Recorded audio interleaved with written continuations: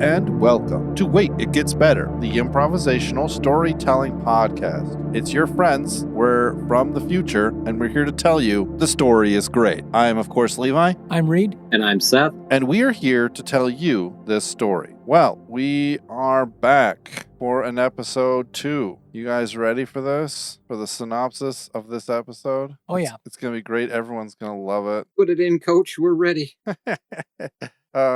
I'm excited. Called There and Back Again, a sci-fi tale. So last week I had genre, Reed had fiction by another name, and Seth had economic system. My genre was a fantasy setting, but a sci-fi. So really fantastic and crazy sort of stories with lots of fantasy styling, but in a sci-fi sort of universe.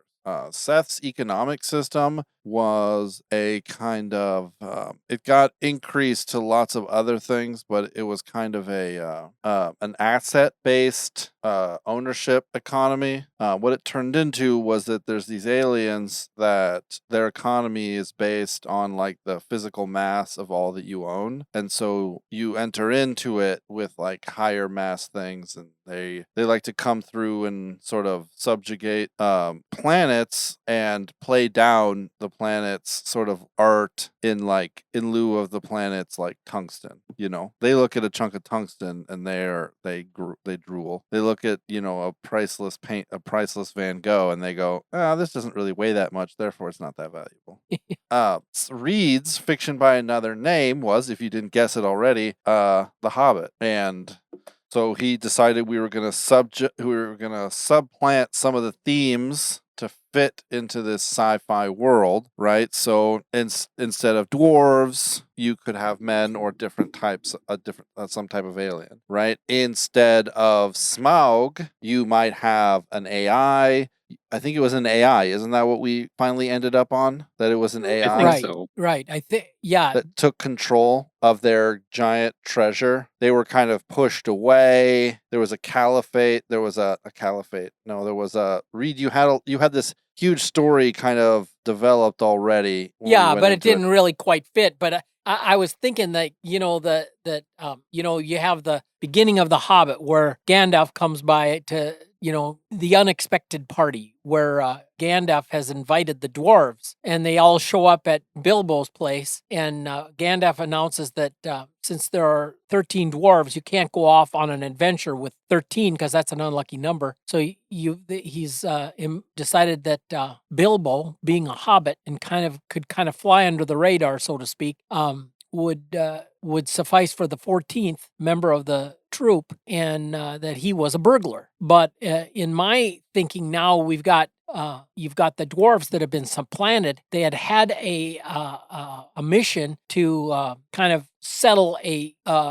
planet, so to speak, but were supplanted by this the great dragon. You know, the Smaug character is the AI, and now they're fixing to launch an expedition to, puddle jump through the universe. I had in my mind that there was faster than light speed was still somewhat problematic, and they had to do it in short jumps. So they would have to, they could create the wormhole effect, but it had to be from one point that they were familiar with to another point that they were familiar with, and kind of get into the neighborhood and then have to slog it out the old-fashioned way. Right. You know, there's lots of fantasy stories that have, like, once you get within a gravity well of a star, yeah, you know, you can't do faster than light travel within the gravity well of a star, which is pretty big. Yeah. You know, so that'd be easy to do. Not easy to do, but that would be a way to just explain why you can't just jump straight there. Mm-hmm. AKA why they couldn't take the Eagles.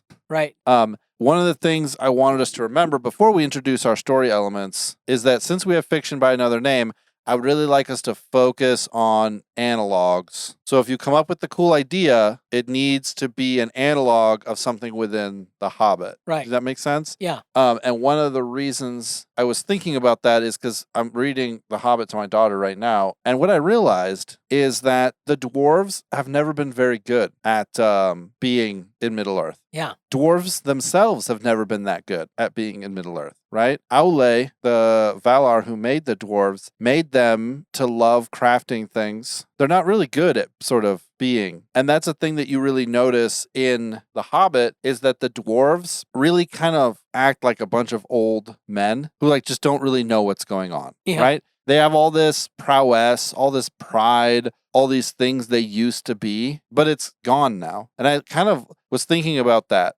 all of these people, it could be more than, it could be only a couple people. Maybe it's like 13 ships that are going to set out, So it's more people or something like that. But maybe they're like recently woken up from hundreds of years in stasis or something, right? Yeah. And the Gandalf character gets the Bilbo character to go with them because they are so kind of old and set in their ways. They just don't care to learn anything new. They just want what they want. If you read The Hobbit, what you'll see is time and time again, Bilbo rescuing the dwarves. Pretty soon, all the dwarves look to Bilbo for the plan and then get mad at him when the plan doesn't work, even when it wasn't Bilbo's plan. Yes.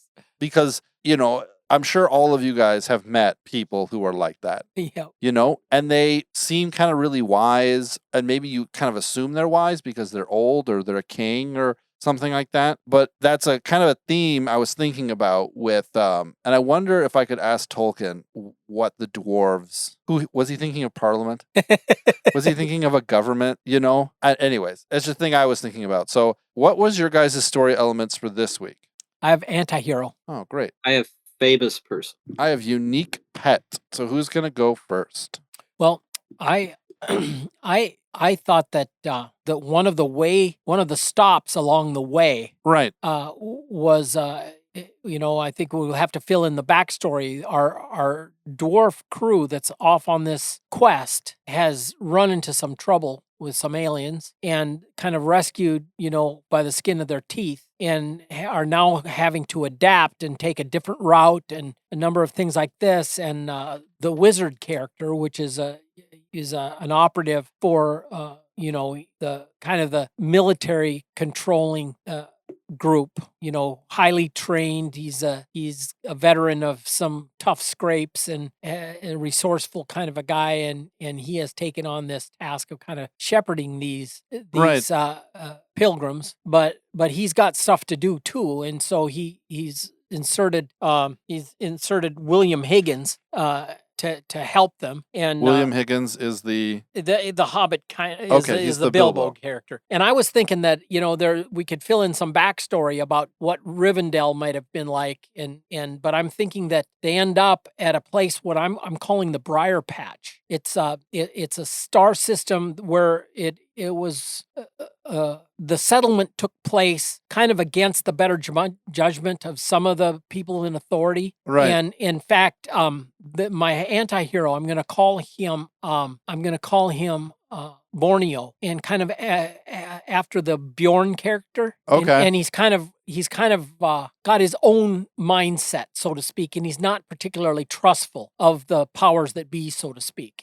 And he calls the planet that he has settled Borneo because it's a Earth-like planet, but you think of Borneo as an equatorial, steamy jungle type place, and that's really the kind of that's what's available. It isn't like you've got, Purple Mountain Majesties and Waves of Amber Grain. You've got the habitable parts of this planet that have been settled have been kind of jungle settings. Right. And it's they've had to make do, so to speak, and they call him Borneo because he's a kind of a wild character, but he kind of runs things his own way, and he has made peace with the indigenous species there, and the wizard is saying we're going to have to like ease him into this, maybe not come at him like all 14, but maybe a ship at a time and kind of in intervals, and get him used to the idea, and so that he doesn't get overwhelmed and just slam the door. So that's kind of how I was fitting it in. But like I say, we may want to fill in. I'm thinking of the Elrond character and the Rivendell setting. There's great opportunity for all kinds of. I haven't even talked about the troll analog. Right. But that was where I was going to with my anti-hero.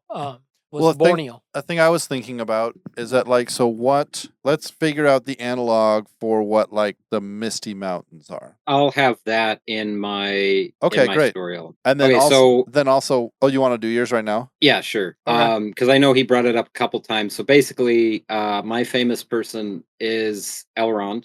In here, his name is Leroy. Leroy Jenkins. Bad Leroy Brown.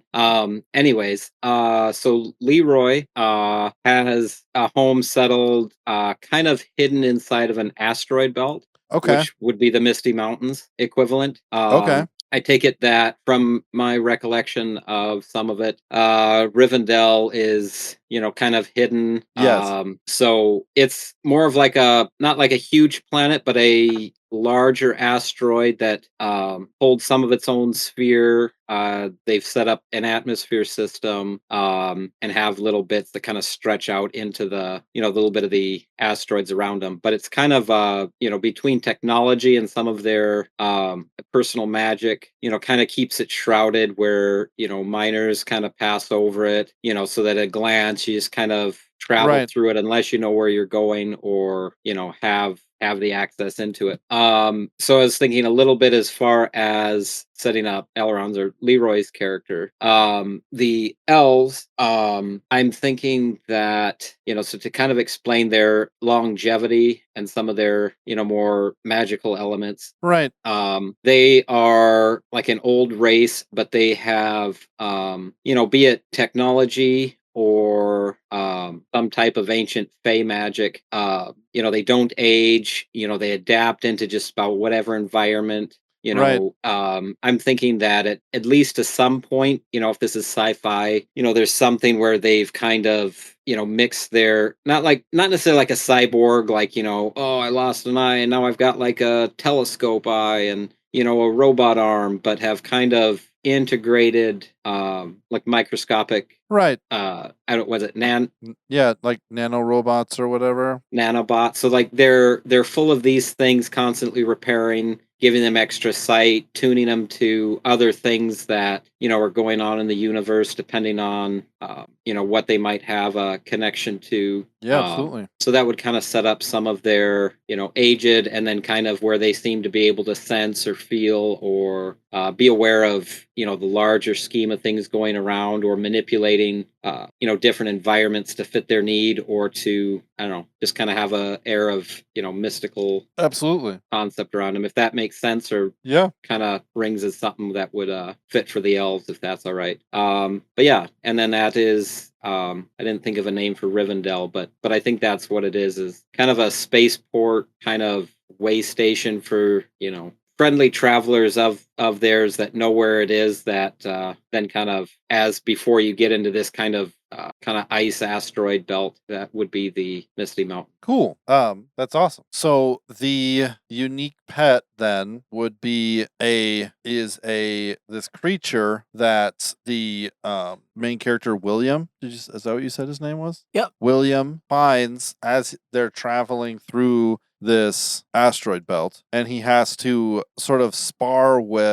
not really spar with, but kind of fight this person. It's kind of I'll lean on you a little bit and you lean on me a little bit and we'll both get out of here sort of thing. But the guy that he's kind of sparring with, who he has to kind of trust but doesn't really want to trust, doesn't really trust, he basically so the unique pet is the analog for the ring. Cool. So it's a kind of uncorporeal. Yeah. Uncorporeal. Is that how you say that? If you imagine it kind of like a ghost, kind of like a space ghost, like a space squid, but it's huge and it isn't sort of bound to normal space, and it can fold itself up to be very small, or it can wrap around, and it sort of chose William as its new owner.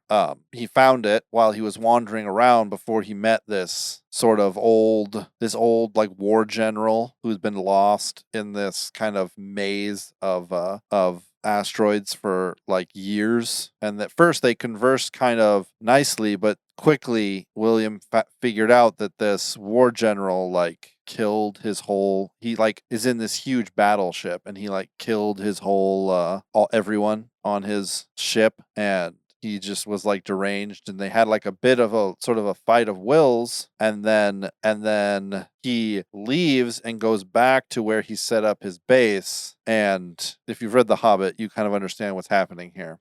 Then William sort of recognizes that all this guy's guns are like turning on and are going to start turning toward him, and he like desires to be hidden, and this creature immediately cloaks his whole ship, right? And so the person, the golem analog, seeing that makes his way out of the asteroid belt in order to basically, he goes the way, because William has been lost for like a couple of days now, and he follows him out and then makes his way out. And so now he has this kind of extra creature that he can activate at any time, and it will cover himself personally or his entire sort of ship.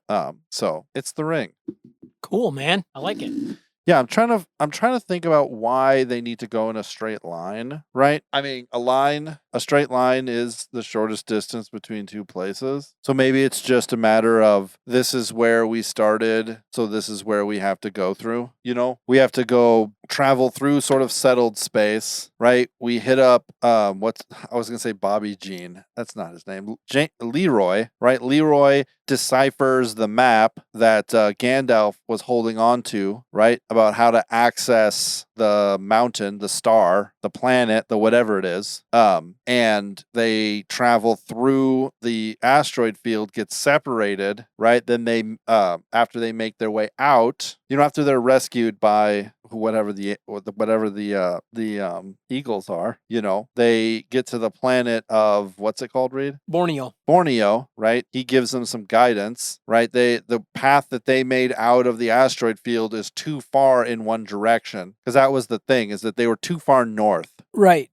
In the Hobbit, right? When they got to Bjorn, they were supposed to be like 200 miles south. Yeah, to travel. There was a road through Mirkwood. Yeah. But now they're trusting. Well, now they're going to have to depend on Borneo and his knowledge of space, and to find a different way. Yeah, to get them through like a nebulous nebulous cloud. Yeah, it's an area, he calls it the Briar Patch. It's really tricky space with a lot of temporal rifts and all kinds of crazy stuff. Yeah, I imagine this is like the Mirkwood you're saying, right? Yep. I imagine the temporal rifts, it could be something like a huge cloud of matter. Yeah. Right? That's just beginning to start to come together to form a star. And so there's like these huge shards of like metal, and it just throws all sensors off. And Borneo says that there is a path through. It's a beacon path, right? They're set in space, like they're locked in place. And as long as you stay on that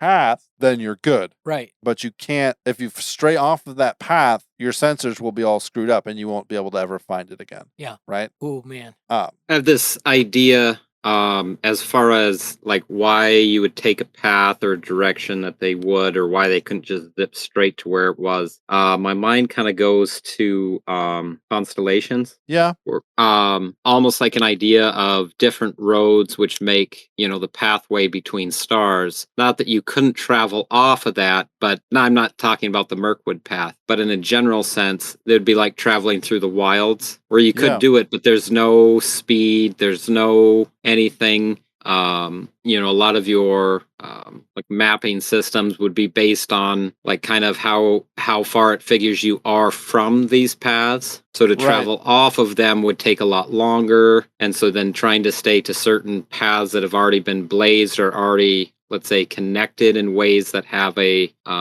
transmittable, path between one place and another. Yeah, that makes sense. So like if you're traveling on this, like all your, not quite like what you're talking about, like with the Mirkwood thing, but it's like it's a cleared path. There's like something there. It's like a tunnel. You could go right out of the tunnel, but it's like something that would be set up where there's normally no debris. The calculations are, pretty much a straight shot between, star to star, faster speeds. Almost like being in like I'm thinking like like with your phones, where then you like hit a dead spot, Right. And that would be like leaving the path. It's like spotty, it's whatever. But if you're in that zone, everything's pre-calculated. There's no space debris. There's like an unseen, shield. And those would be like the main roads or different, paths that have been established, whenever ago. So long as maybe they're kept up, that would Yeah, I mean, there's also just the reality, like I was saying, that the shortest path between two places is a straight line. So it's like where we started, the straightest path is to go through this asteroid belt, aka the Misty Mountains. If we wanted to go around it, it would just take us 6 more months, to go around it. It's the same thing. Like they even said that with Bjorn even said that with what's it called? With Mirkwood. Like if you want to, you could ride 200 miles to the south. And it's like, well, we really don't want to do that because we just want to get there as soon as possible. You know what I mean? So both that and what you're saying, Seth, as a reason why they would not avoid things. Plus, if you think about it, we could even, since we're creating kind of a 3D space, we could say that the Lonely Mountain, like this nebulous cloud that represents Mirkwood, could be like over, like surround the planet, or like at least 3/4 surround the planet. Oh, yeah. Because if you look at the map, Mirkwood is huge compared to like other forests. Right. Yeah. Like compared to the old forest or Fanghorn even. Yeah. Yeah. It's insanely huge. So there's this kind of idea, and so they follow this path through, and then obviously we have to talk about the necromancer, which is Gandalf's kind of chief issue in the story. He just kind of, the Gandalf character just kind of stops in to see how they're doing every once in a while, helps them through the asteroid belt, and then kind of leaves again after Borneo. Yeah, Borneo. Yeah. Borneo, but I kind of like this story. But it's a lot more difficult than I thought it would be to make a fiction by another name. Yeah, I have, my mind has gone many, many directions on this. It's such a great story. You don't want to miss out on, some of the elements that make it so, Yeah, I also want to make our story different enough so that it's not just like reskinned. Right. The Hobbit. It's like, yeah. Seth, any great ideas on what to do? At kind of the point that it is, not particularly. I mean, my hard thing is like I read The Hobbit, I think when I was like 10 or 12. You haven't read The Hobbit since you were 12? Yeah. Oh, dude.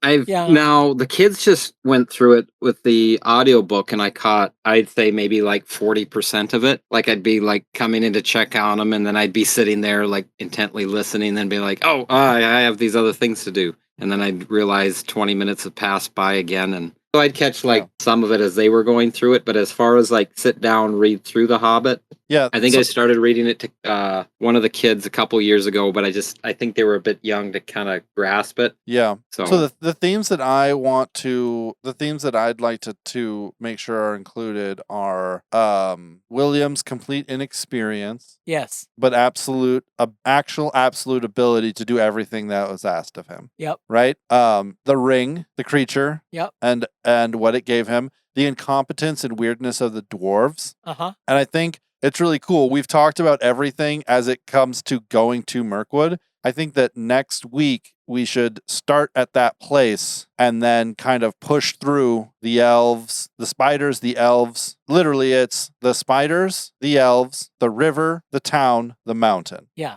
After that, Battle of Five Armies will be a lot easier. So I have one thing that kind of came to mind as far as the dwarves, with something that you said, and with Smog being an AI kind of thing. The dwarves being, and like what you said with them being like out of place, like they're not good. I know we've all seen it, all like the AI art or the AI music that they come up with, and it's like, okay, it can be good and it can be, really great, but then like turned over to kind of an AI structure, like it just doesn't, like you can tell like with the hands. Right. Or something like that. Like there's just like something off with it. Right. And so maybe that's, if they're like an android race. If the dwarves are? Yeah. Oh, interesting. So they'd be like highly functional and they could get a lot of things, but like if someone was like trying to explain something pretty common sense or like, oh, this is an everyday thing, this is like how things go, it'd be like a I've been thinking of the Dark Tower one again, where it's like Andy. He's like, not in my programming.